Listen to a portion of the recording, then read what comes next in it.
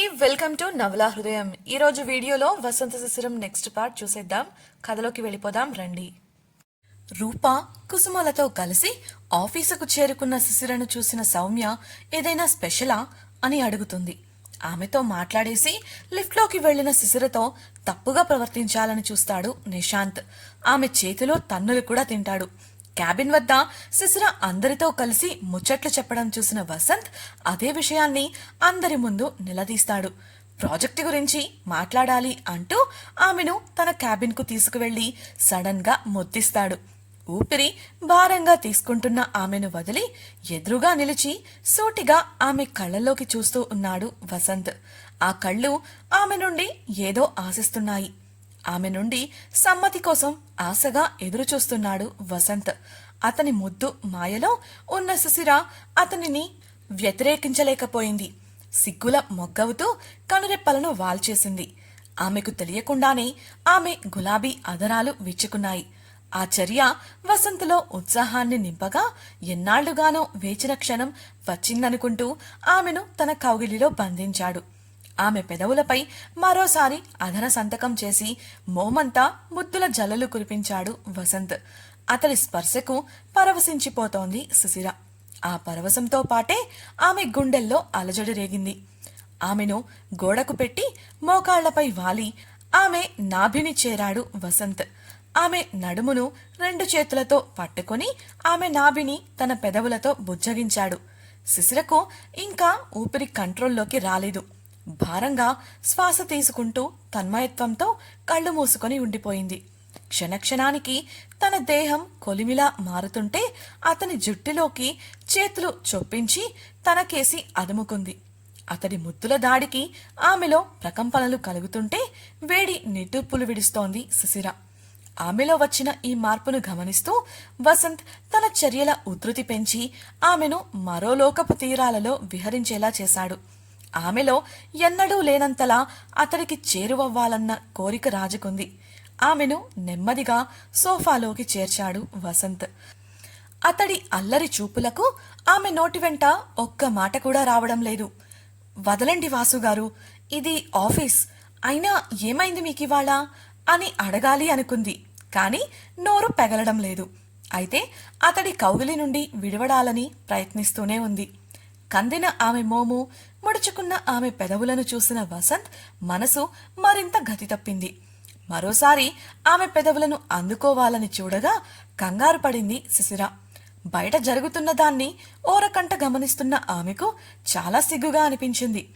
వారి వివాహం గురించి ఎవ్వరికీ తెలియదు. అయినా కూడా ఆఫీస్లో ఇలా చేయడం తప్పుగా అనిపించింది. ఆఫీస్లో ఉన్నవారు తమ గురించి ఏమనుకుంటారు? గొంతు పెగుల్చుకొని వద్దు వాసుగారు అంటూనే బయటకు చూసింది. ఒకసారి ఆమెతో పాటు బయటకు చూసిన వసంత్ ఏమీ పట్టనట్లు ఆమె చుట్టూ చేతులు అల్లి ఆమెను మరింత దగ్గరగా లాక్కున్నాడు. అతడి ఈ చర్య ఆమెకు మరింత కోపంతో పాటు చిరాకును కూడా తెప్పించింది. అలా అందరూ చూస్తుంటే ఇలాంటి పనులు చేయడం ఏంటి? అసలే ఓవైపు భయంగా కూడా ఉంది.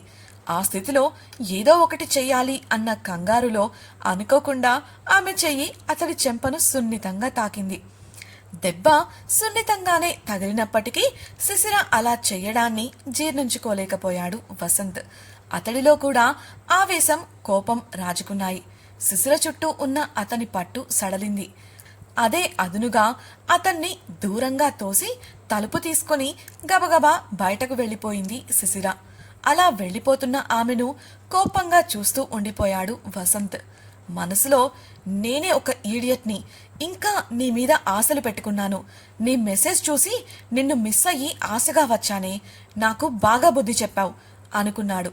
శిశిర బయటకు వెళ్లేసరికి సౌమ్య అక్కడ లేదు.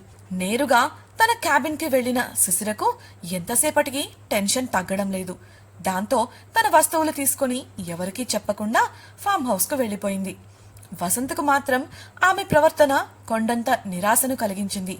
ఎప్పటికప్పుడు మన మధ్య దూరం తగ్గింది అనుకునేలా చేస్తూనే ఎందుకే నన్ను ఇంకా దూరంగా తోస్తావు? నేను మాత్రం మనిషిని కానా? నువ్వు కొట్టేంత తప్పు నేనేం చేశాను? మనసులో అనుకుంటూ కోపంగా పిడికిలి బిగించాడు. తన సీట్లో కూర్చున్న సౌమ్య చాలా కోపంగా ఉంది. కానీ తన చుట్టూ కొంతమంది పనులు చేసుకుంటూ ఉండటంతో ఆ కోపాన్ని బయటకు చూపలేకపోతోంది. వసంత్ వెనుకే శిశిర వెళ్లడం గమనించి ఆసక్తిగా వారి వెనుకే వెళ్ళింది సౌమ్య. ఆమె క్యాబిన్ లోపలికి వెళదామనుకునేసరికి తలుపు మూసుకోవడం, అక్కడ వచ్చిన శబ్దాలతో వారి మధ్య ఏం జరుగుతుందో ఊహించగలిగింది ఆమె. అది జీర్ణించుకోలేకనే ఆ కోపమంతా. తనకు మాత్రమే సొంతం కావాలి అనుకున్న వసంత్ ఇలా ఇంకొక అమ్మాయితో ఉండటం ఆమెకు అస్సలు నచ్చడం లేదు. శిశిరా, నాకు దక్కాల్సిన వసంత్ని, నేను బ్రతకాల్సిన జీవితాన్ని నాకు దూరం చేశావు. నిన్ను ఊరికే వదలను. ఇకపై అడుగడుగునా మీ మధ్యన చేరి మీ మధ్య దూరాన్ని పెంచుతాను. నిన్ను వసంత్కు దూరం చేసి అతడిని నా సొంతం చేసుకుంటాను పంతంగా అనుకుంది. ఉమా కాలేజ్ నుండి ఫామ్ హౌస్ కు వచ్చేసరికి మంచంపై కూర్చొని మోకాళ్లపై తలపెట్టుకుని గోళ్లు కొరుకుతూ దీర్ఘంగా ఆలోచిస్తూ కనిపించింది శిశిర. ఆమెను చూసి చాలా రోజులు కావడంతో సంతోషంగా "హమ్మయ్యా, వచ్చేసావా?" అంటూ ఆమె పక్కన చేరి సైడ్ నుంచి శిశిరను హత్తుకుంది ఉమా. శిశిర నుండి ఎటువంటి స్పందన లేకపోవడంతో ఆమె వంక చూసింది. శిశిర ముఖం ఎర్రగా కందిపోయి బట్టలు నలిగిపోయి ఉండటం గమనించి, "ఏమైంది మేడం, ఈ వాలకమేంటి? దేని గురించి అంతలా చించుతున్నావు?" శిశిరను పట్టుకొని కుదిపేస్తూ అడిగింది ఉమా. తన ఆలోచనల నుండి బయటకు వచ్చిన శిశిర, "ఉమా, నేనొక తప్పు చేశానే" అని అనగా, "తప్పా? నువ్వా? ఇంతకీ ఏం చేశావు?" ప్రశ్నించింది ఉమా. "అది నేను వసంత్ గారిని..." ఏడుపు ముఖం పెట్టి గ్యాప్ ఇచ్చింది శిశిర. వసంత్ గారిని ఏం చేశావో చెప్పవే తల్లి, టెన్షన్ పెట్టకు" టెన్షన్గా అరిచింది ఉమా. "వసంత్ గారిని కంగారులో కొట్టాను" చెంపపై చెయ్యి పెట్టుకుంటూ దిగాలుగా చెప్పింది శిశిర. ఆ మాట విని నోటి మీద చెయ్యి పెట్టుకుని కళ్ళింతవి చేసి చూసింది ఉమా. "రాక్షసి, గయ్యాళి, ఎందుకలా చేశావే? ఆయన నీ భర్త, ఆయన్నెందుకు కొట్టావు?" గద్దించింది ఉమా. శిశిర బిక్కముఖం వేసి జరిగింది చెప్పింది. తమ మధ్య జరిగిన రొమాన్స్ గురించి డీటెయిల్డ్గా చెప్పకుండా కేవలం ఏ పరిస్థితుల్లో తాను అలా చేసిందో వివరించింది. "దొంగ మొహం నానా, ఆయన క్యాబిన్ కి ఉన్న అద్దాలు 1 వే మిర్రర్స్ కదా, లోపల నుండి బయటకు చూడొచ్చు, కానీ బయట వాళ్లకు లోపలేం జరుగుతున్నది తెలీదు. ఇంత చిన్న విషయం తెలియకుండా బిజినెస్ చేయడానికి సిద్ధమైపోయావా? పాపం నిన్ను, నీ తింగరితనాన్ని జీవితాంతం ఆయన ఎలా భరిస్తారో ఏంటో" గోల గోల చేసింది ఉమా. "నిజమే కదా, ఎప్పుడు ఆయన క్యాబిన్కు వెళ్ళినా బయట నుండి లోపలికి చూడటానికి కుదరదు. ఆ విషయం నేనెలా మర్చిపోయాను" అనుకుంటూ గోళ్లు కొరికింది శిశిర. వెంటనే ఫోన్ అందుకొని టెర్రస్ మీదకు పరుగు పెట్టగా, "కాస్త ఆ బుర్రను సరిగ్గా వాడు, లేదంటే ఇంకా ఎన్ని సమస్యలు తెచ్చుకుంటావో ఏంటో" విసుగ్గా అరిచింది ఉమా. డాబాపై ఉన్న శిశిర గోడకు ఆనుకొని నేలపై కూర్చుంది. వసంత్కు ఏమని మెసేజ్ పంపాలా అని రకరకాలుగా ఆలోచిస్తోంది. కానీ ఏం చేయాలో అర్థం కాలేదు. సారీ అని పంపుదామంటే తాను చేసిన చెత్త పనికి అది చాలా చిన్న పదం. "మీరు ఇలా ఎలా ఆఫీస్లో అలా చేస్తారు?" అని అడుగుదామంటే అసలే అతడు కోపంలో ఉన్నాడు. ఈ కోపంలో ప్రశ్నిస్తే అతని కోపం ఇంకా పెరుగుతుందేమో కానీ తగ్గదు.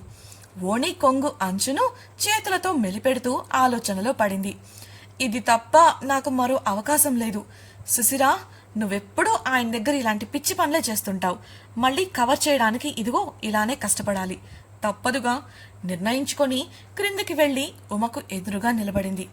"ఏంటే, వసంత్ గారితో మాట్లాడావా? ఆయన ఏమన్నారు? ఎలా ఉన్నారట?" చెప్పేది వినకుండానే ప్రశ్నల వర్షం కురిపించింది ఉమా. "నాకు నీ సాయం కావాలి ఉమా" మొహమాటంగా చూస్తూ అడిగిన శిశిర వంక నొసలు చిట్లించి చూసింది ఉమా. కట్ చేస్తే ఆటోలో ఇంటికి వెళుతూ ఉంది శిశిర. ఆమె ముఖంలో ఉత్సాహం, బిడియం తొంగి చూస్తున్నాయి. దారి వెంట ఎవరో ఏదో అమ్ముతూ కనిపించేసరికి అక్కడ ఆటో ఆపింది. మల్లెలు, గులాబీలు, సన్నజాజులు అంటూ తాజా పూలు ఆమెకు కన్నుల విందు చేశాయి. వాటిని బేరమాడి మరి ఎక్కువ పూలను కొంది. ఆ దారినే కారులో వెళ్తున్న ఒక వ్యక్తి దృష్టి ఆమె మీద పడగా ప్రక్కకు తీసి గమనిస్తూ ఉన్నారు. ఆ కళ్లల్లో కోపం, అసూయ, ద్వేషాలు కొట్టొచ్చినట్లు కనిపిస్తున్నాయి. శిశిరను వైజాగ్లో అంత కోపంగా చూసే మనిషి ఇంకెవరుంటారు చెప్పండి? యువరాణి సౌమ్యాదేవి. శిశిర నవ్వును, ఆమె మోములో ఉన్న సంతోషాన్ని చూస్తూ పళ్ళు కొరికింది. కొంతసేపటి ముందు ఆఫీస్లో జరిగిన సంఘటన గుర్తున్న ఆమె ఇప్పుడు శిశిర పూలు కొంటూ మురిసిపోతున్న దృశ్యం చూసి చిరాకు పడింది. కారు స్టీరింగ్ స్థానంలో శిశిరను ఊహించుకొని స్టీరింగ్ను చేతులతో నలిపేస్తూ, నువ్వనుకున్నది జరగనివ్వను శిశిర, ఎప్పటికీ నిన్ను వసంత్కి దగ్గర కానివ్వను. ఇక నుండి అతడే నిన్ను స్వయంగా దూరం పెట్టేలా చేస్తాను. అందుకు ఏం చెయ్యాలో నాకు బాగా తెలుసు. ఇక ఈ విషయంలో ఆలస్యం చెయ్యను, ఎరుపెక్కిన కళ్లతో చెప్పింది. ఇవేం తెలియని శిశిర మాత్రం పూలు తీసుకొని ఇంటికి చేరుకుంది.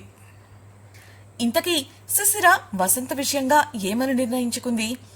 శిశిర ఉమ నుండి పొందిన సాయం ఏంటి? ఇప్పుడు ఆమె ఏం చేయబోతోంది? శిశిర వసంతలను విడగొట్టడానికి సౌమ్య ఏం చేయబోతోంది? శిశిర తాను అనుకున్నట్లు వసంత్ కోపాన్ని పోగొట్టగలదా? తెలుసుకోవాలనుకుంటున్నారా? అయితే ఛానల్ను సబ్స్క్రైబ్ చేసి వసంత శిశిరం నెక్స్ట్ పార్ట్ వినేయండి. అలాగే మీకు ఈ వీడియో నచ్చినట్లయితే లైక్ చేసి మీ సన్నిహితులకు షేర్ చేయండి. మీ అభిప్రాయాలను మాతో పంచుకోవడం కోసం కామెంట్ సెక్షన్లో తెలియజేయగలరు. ఇట్లు మీ నవలా హృదయం team. Thank you for listening.